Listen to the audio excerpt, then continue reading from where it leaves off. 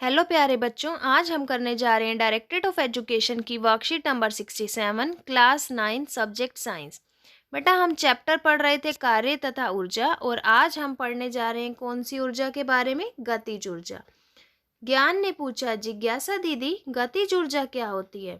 तो जिज्ञासा दीदी ने क्या रिप्लाई दिया बेटा कि ज्ञान, जब भी कोई वस्तु गति करती है तो हम कह सकते हैं उसमें गतिज ऊर्जा है। इसका मतलब कोई भी वस्तु विराम अवस्था में है तो उसमें गतिज ऊर्जा नहीं होती। फॉर एग्जाम्पल बेटा, बहता हुआ पानी, पानी बह रहा है मतलब गतिज ऊर्जा है। लुढ़कता या गिरता हुआ पत्थर, उसमें भी गतिज ऊर्जा है। बंदूक से निकली गोली, उसमें भी गतिज ऊर्जा है। लेकिन मेज पर पड़ी पुस्तक, वो तो विराम में पड़ी है, तो उसकी गतिज ऊर्जा कितनी हो गई? 0। तो गतिज ऊर्जा की क्या डेफिनेशन हो गई बच्चों कि किसी भी वस्तु में गति के कारण जो ऊर्जा उपस्थित हो उसे क्या कहते हैं? गतिज ऊर्जा। गतिज ऊर्जा को कौन कौन प्रभावित करता है बेटा? वस्तु का द्रव्यमान। जितना ज्यादा द्रव्यमान होगा उतनी ज्यादा क्या होगी? गतिज ऊर्जा। दूसरा करता है बेटा इसको प्रभावित वस्तु का वेग। जितना ज्यादा वेग होगा, जितनी ज्यादा स्पीड से चलेगी वस्तु, उतनी ही ज्यादा क्या होगी उसकी? गतिज ऊर्जा। आइए गतिज ऊर्जा का गणितीय समीकरण हल करके हम गतिज ऊर्जा का सूत्र निकालते हैं। तो मान लिया बेटा एक वस्तु है हमारे पास जिसका द्रव्यमान m है और उसका वेग जिससे वो गति कर रही है वो क्या है? u। अब एक बल इस पर लग रहा है बेटा, वो बल क्या है? F। तो जब भी बल लगता है वस्तु को विस्थापित करता है। कार्य क्या होता है? बल गुना विस्थापन। अब बल कितना लग रहा है बेटा यहाँ पर? m गुना में a। तो यहाँ पर हम f की जगह पर ma लिख सकते हैं। हमने गति के समीकरण किए थे बेटा, समीकरण करने पर हमने पाया था v² minus u square equals to 2as। यहाँ से अगर मैं s की वैल्यू निकालूं तो आएगा v² minus u square upon 2a। तो अब s के इस मान को हम यहाँ पर रख सकते हैं इस समीकरण में।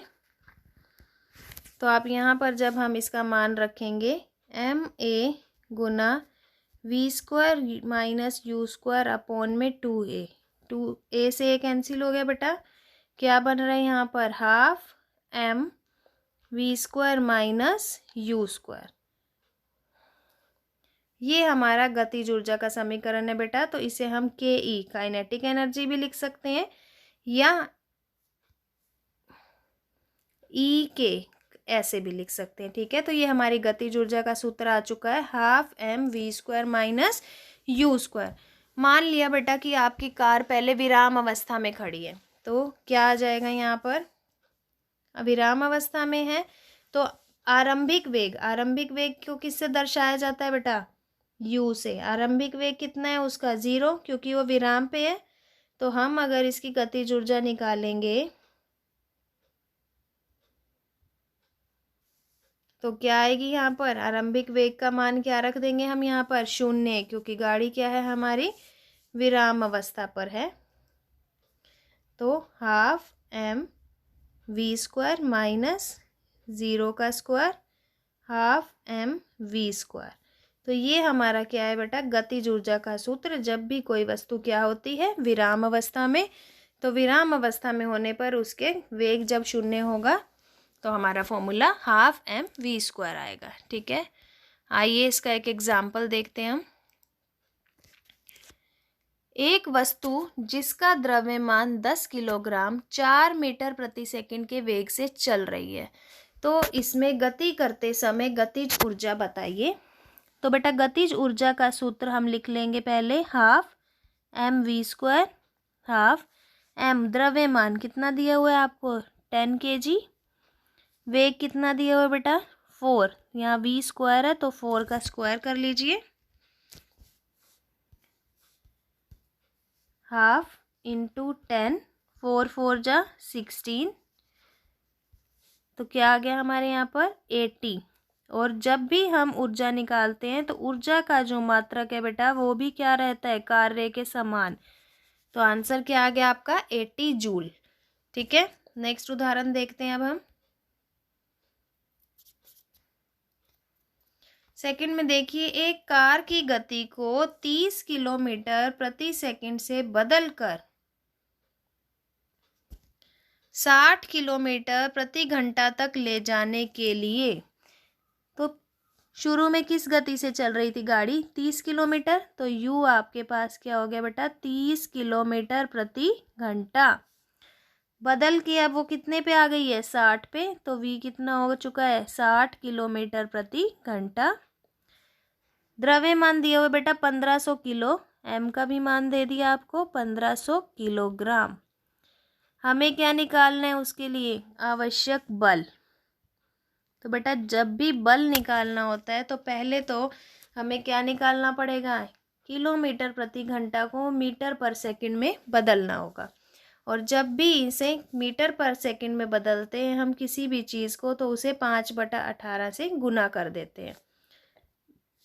तो आप कर दीजिए इसको मल्टीप्लाई, आपका आंसर आ जाएगा 6 5 ज़ा 6 3 ज़ा 25/3। ये आ गया आपका u। ऐसे ही हम v है हमारे पास 60, तो 60 को भी कर देंगे 5/18 से मल्टीप्लाई। तो क्या आ जाएगा यहाँ पर?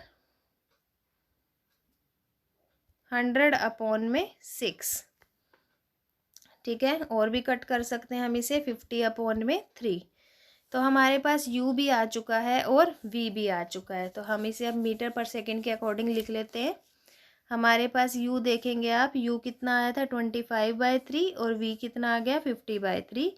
और आपको द्रव्यमान कितना दिया हुआ है? 1500। तो अब हमने फॉर्मूला लगाया, half m v² minus u²।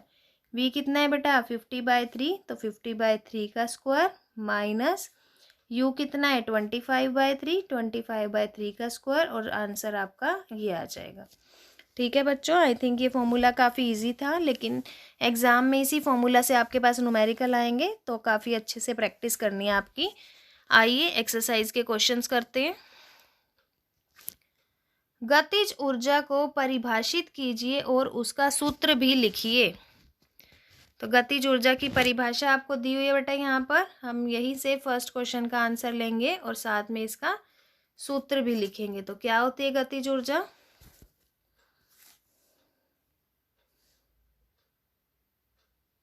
ये आपका फर्स्ट क्वेश्चन का आंसर रहेगा। साथ में आप यहाँ पर सूत्र मेंशन कर दीजिए।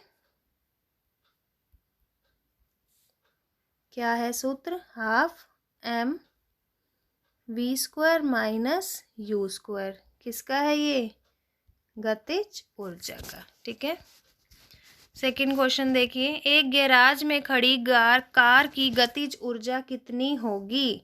0। थर्ड, गतिज ऊर्जा किन कारकों पर निर्भर करती है? ये आपका थर्ड आंसर रहेगा, वस्तु का द्रव्यमान और वस्तु का वेग।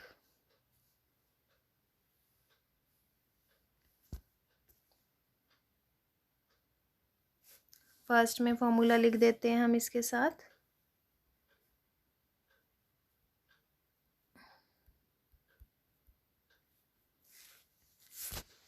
फोर्थ क्वेश्चन देखिए बेटा,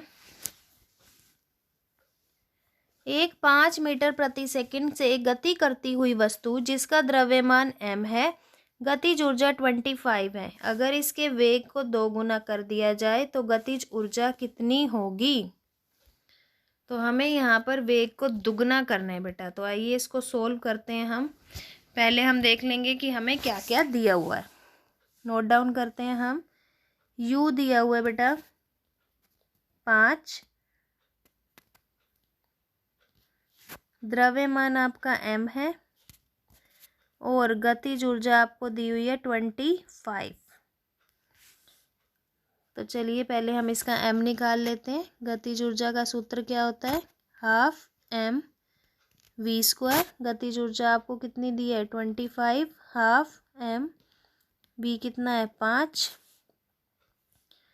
तो 25 इंटू 2/25 इक्वल्स टू m। तो आपके पास m कितना आ गया बेटा? द्रव्यमान 2 किलोग्राम। द्रव्यमान आ चुका है हमारे पास, तो हम यहाँ पर लिख लेते हैं द्रव्यमान आ गया है 2 किलोग्राम। गतिज ऊर्जा हमें पता करनी है। और बेटा उन्होंने कंडीशन दी है कि वेग जो आपका कितना था, वेग यहाँ पर 5 को दुगना कर दिया जाए। तो अब वेग कितना हो चुका है हमारा 10। अब हम गतिज ऊर्जा निकालेंगे इसकी, 12mv²। 12m है 2, v है हमारा 10। कितना आ गया बेटा ये 10×10 जूल। तो हमारी गतिज ऊर्जा अब नए वाली जो है वो कितनी होगी 100 जूल। पहले कितनी थी 25। ठीक है बेटा, तो ये आपका 4th क्वेश्चन का आंसर रहेगा कि आपकी गतिज ऊर्जा जो पहले 25 जूल थी वो अब वेग को दुगना करने पर कितनी हो गई है, 4 गुना बढ़ गई है।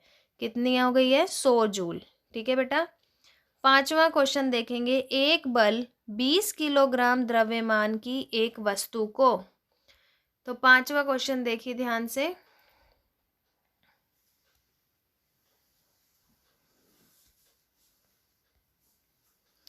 बल दे रखा है आपको 20 किलोग्राम द्रव्यमान की वस्तु, द्रव्यमान दिया हुआ है बेटा 20। सेकंड है वस्तु को 5 मीटर प्रति सेकंड से 2 मीटर कर देता है, यानी यू शुरू में 5 मीटर प्रति सेकंड थी और बाद में वी कितना हो गया 2। बल द्वारा किया गया कार्य ज्ञात कीजिए। तो आप लिख लीजिए यू कितना है आपका 5, वी कितना है 2। तो हमें क्या निकालनी है इसकी गतिज ऊर्जा का कार्य। तो फॉर्मूला लिखेंगे हम 12m v² minus u²। 12m कितना दे रखा है बेटा 20, v कितना है 2, u कितना है 5।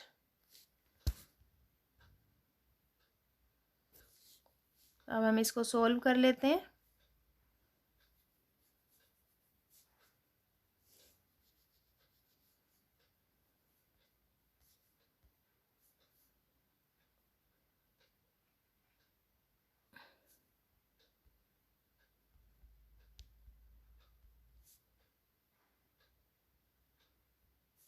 टू टू ज़ा 4, 4 माइनस 25 क्या आ जाएगा आपके पास यहाँ पर 10 मल्टीप्लाई -21 -210 जूल। तो आपका आंसर किस में आ रहा है माइनस में, -210 जूल।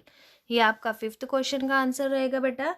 आई थिंक आपको 5th क्वेश्चन और एक्सरसाइज के सभी क्वेश्चन अच्छे से क्लियर हो गए हैं। आपको इन न्यूमेरिकल्स की प्रैक्टिस करनी है। अगर वर्कशीट अच्छी लगी है, समझ आ गई है, तो बेटा हमारे चैनल लर्निंग लाइट को शेयर कीजिए, सब्सक्राइब कीजिए। Thank you.